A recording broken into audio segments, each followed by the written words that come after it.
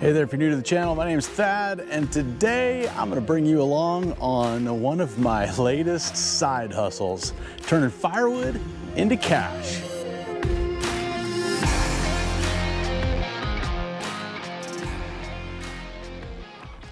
All right, I'm going to get geared up and get some ear protection in, some eye protection on, get everything situated, choose the right log. I've got a little assortment gathered up over here, and go to work.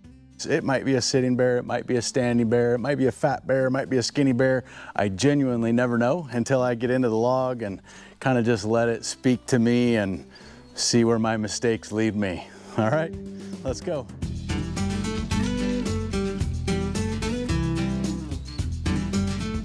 Too far.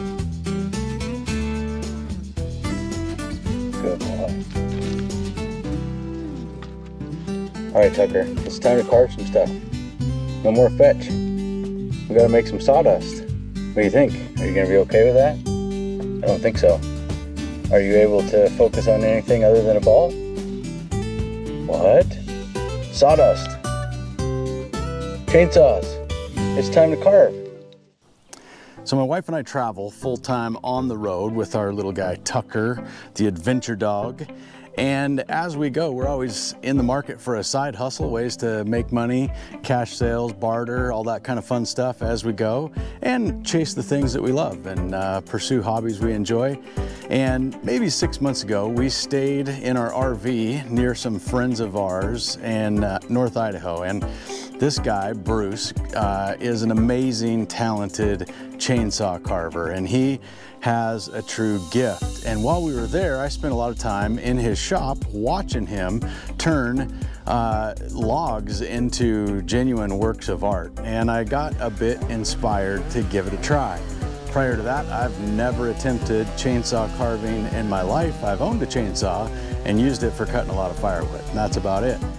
So under the trusty eye of Bruce, I started making my first cuts and attempting to actually figure out how to carve something for the very first time. And as you might imagine, my first attempts were not all that great. Thankfully, I had a great teacher, and he was able to kind of guide and coach me along, and it helped immensely to be able to watch somebody, first person, right there next to him as he was doing something, and then go and practice and emulate his moves and techniques, and just learn about the different tools and the different ways to use the different tools. And it didn't take long, and I was kind of hooked and off to the races. And so one thing led to another, and I kind of accidentally stumbled onto learning how to carve an owl in a log. And that first owl in a log led to my first sale, and then another log and another owl and another log and another owl, and before you know it, I had sold upwards of 20 owls in the log, and a variety of other kind of styles and looks of different owls.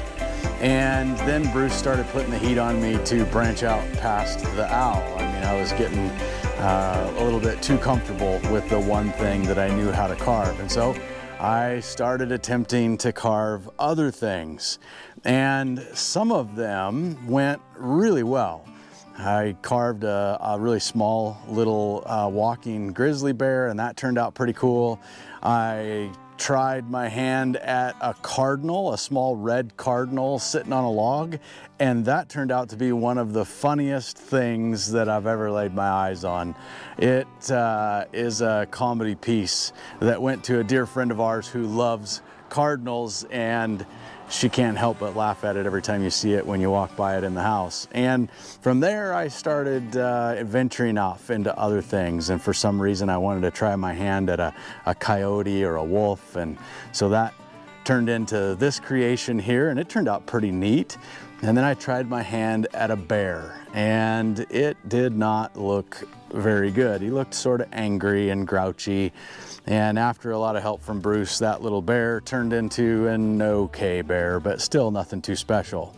Well, over the last few weeks, Bruce and his wife came out to visit us, and we had some great friend time together, did an epic canoe trip into the Boundary Waters of Minnesota, and then we spent a whole bunch of time back here where we have our RV set up for a stretch.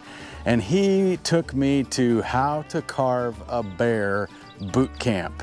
And we went from him showing me how to do it to me trying to do it while he coached me very deliberately, to then me doing it with a little more freedom and a little less coaching from him, and then eventually less and less coaching from him until I was pretty much carving them. But the whole time he was here, even though I was technically carving it on my own, he was right there over my shoulder.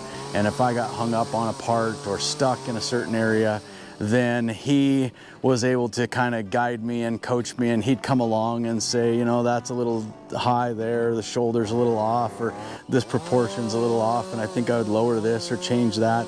And then sometimes he would show me, like, here's, you're doing the angle of the saw wrong, you need to do it this way or that way. And so I still had, right up until the last minute that he left a couple weeks ago, I still had him, even though I was doing them on my own, I still had him there to guide me. So just a couple days ago, I broke out all the tools again and got set up and went out to really genuinely carve my very first bear 100% on my own, with no coaching, no guidance, no assistance from the master carver. And let's just say my first attempt, well, if you look at it from the right angle and a distance, it's a pretty cute little bear, but you don't want to get too close. And if you get around behind him, you kind of have to laugh, because it's the skinny little fella. I like to call him Slim Jim. And then I did what a lot of people do when you're trying something new. I got a little frustrated and had to take a walk and kind of regroup mentally and get back in the game. And then I decided, you know what, if at first you don't succeed, try again, right? So I busted out another log and then just dove back in. And what you see here, this little sitting bear, who is gonna get a hole drilled in his little hand here, and he'll be holding some flowers or a flag, or you can change out the different things that you want him to hold. This little guy was my second attempt of 100% all on my own, no help, no assistance, just kind of trying to go off of memory, the lessons learned and the techniques that I picked up from my friend.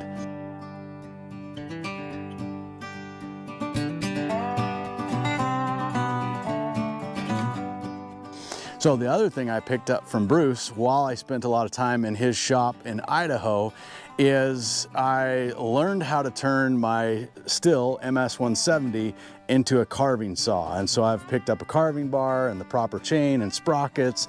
I also took note of the tools that he was using.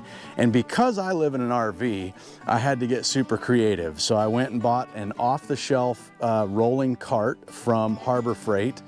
And then remembering how he had different tools and which things you need readily available, I kind of went out to just make do with what I had on hand, which, because I live in an RV and I travel a lot, means I don't have a full garage full of tools and extra stuff laying around. So I made do with what I could scrap together with extra supplies. And I've turned this little Harbor Freight rolling cart into a carving station that can go with me wherever I go.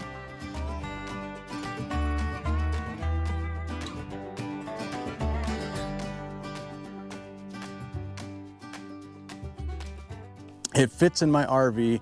Everything can be buckled down so that it can bounce down the road. And it's turning out pretty cool.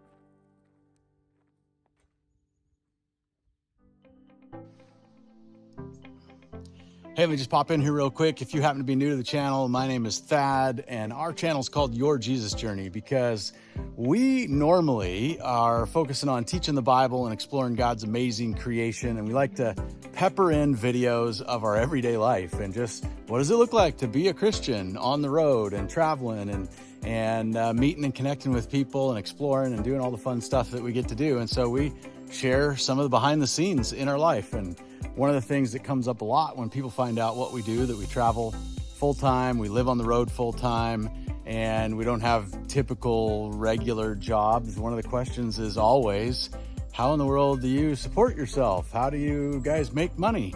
And a number of ways. And one of the ways is the blessing of learning how to carve bears and owls and I don't know what else I've carved, all kinds of different things, but just the blessing of learning how to carve these things and be able to sell them in various locations. Thankfully, they're adorable and people love them. And it seems like everywhere we go, it's something that people like, and it helps bring in some income. I also build websites. My wife has an online store. In addition to all those things, we get some financial support from donors that are getting value from the teaching that we do in the Daily Bible podcast every morning, from the groups and the training that they're a part of.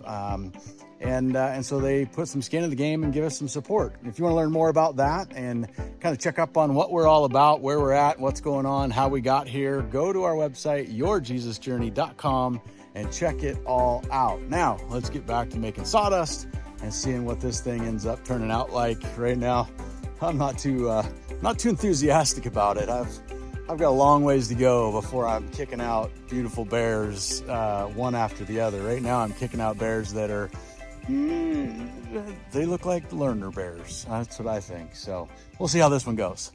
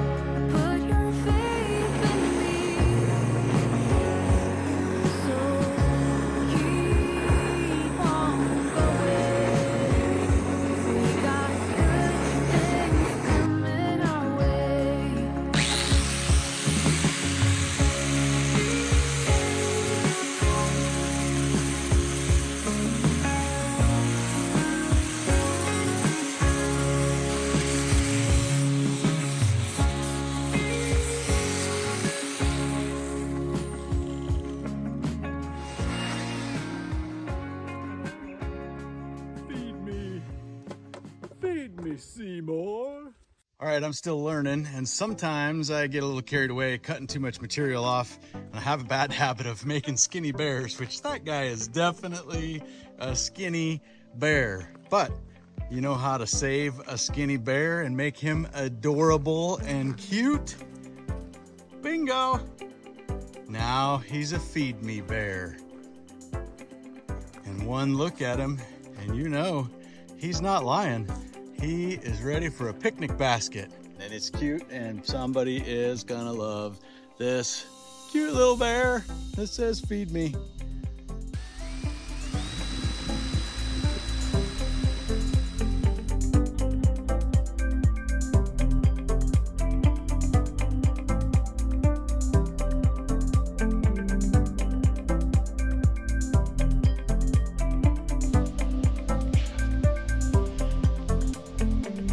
All right, welcome to Chainsaw Carving with Mosquitoes, as there are lots of mosquitoes out here today.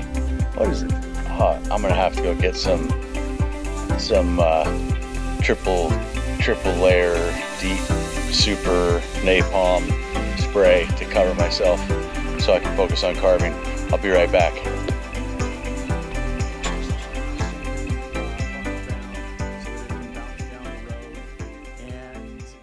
It's turning out pretty cool. Hope you guys enjoyed this different video than what you normally see from us, but it's kind of a fun look behind the scenes at things that we do to make ends meet, and it also helps us connect with people and make friends and build new relationships and contacts everywhere we go. So with that, I'm gonna sign off and clean up and go find me some food, because it is time to eat. But before I go, don't forget to subscribe and turn on notifications and thumbs up and comment and all that good stuff. And make sure you check out a couple of the other videos that are popping up right here. We've got an amazing adventure down into the middle of a mountain, and we've got a crazy canoe trip that we went on recently. And if you feel like we might be friends, check out one of these videos. Maybe we would be. Give us a comment, let us know. Maybe we'll meet you some way, somehow.